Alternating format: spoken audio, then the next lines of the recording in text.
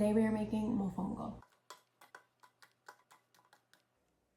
Mofongo is a classic Puerto Rican side dish, usually served with a warm broth, a soup or stew, something with lots of sauce served over top of it. It's similar to mashed potatoes, but in my opinion, much better. It's essentially fried green plantains mashed with butter, garlic, and chicharrones. If you've never had Puerto Rican food or been to Puerto Rico, you have to give this a try.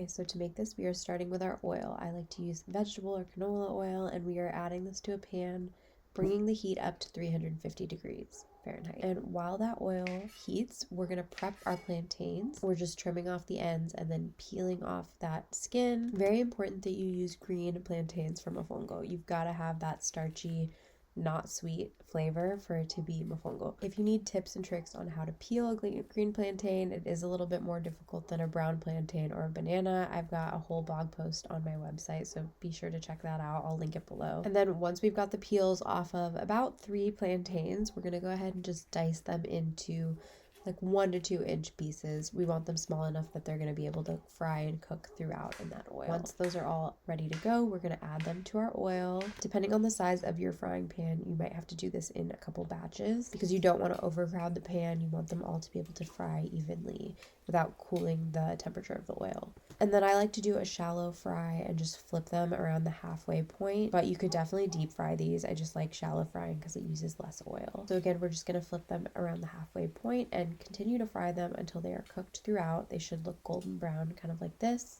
And then you can transfer them onto a paper towel lined plate. Now in the base of our pilon, our mortar and pestle, we're going to add our garlic cloves and olive oil. You could also just do this in a large bowl with a potato masher or like a wooden spoon if you don't have that, but it's super traditional to do this in a pilon. And we're just going to continue to mash up this garlic, and then we are adding in our chicharrones.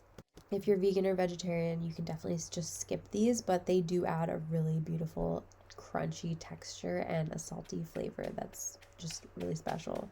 So we're just gonna mash those in with the garlic paste until they are kind of like a breadcrumb like texture. And then at this point we can go ahead and add in our fried plantains. I had a little too much fun tossing these into the pilon, but you can definitely just add them all at once. And then at this stage I also like to add a tablespoon of room temperature butter. Again, if you want to keep it vegetarian or vegan, you can skip this. You could also add some warm broth instead, just to help kind of loosen things up and create that kind of mashed consistency.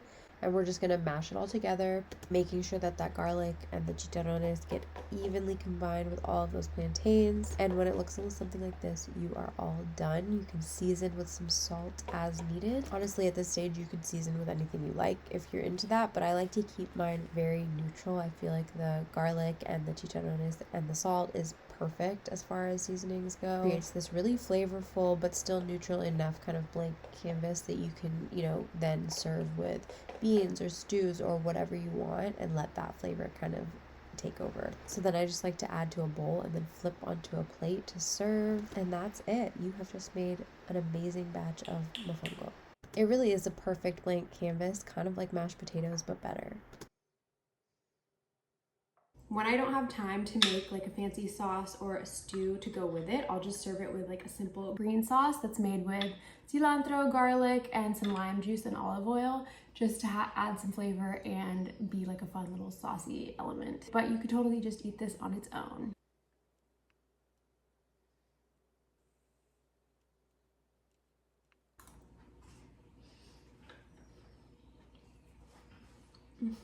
Thanks for watching, and I will see you next time.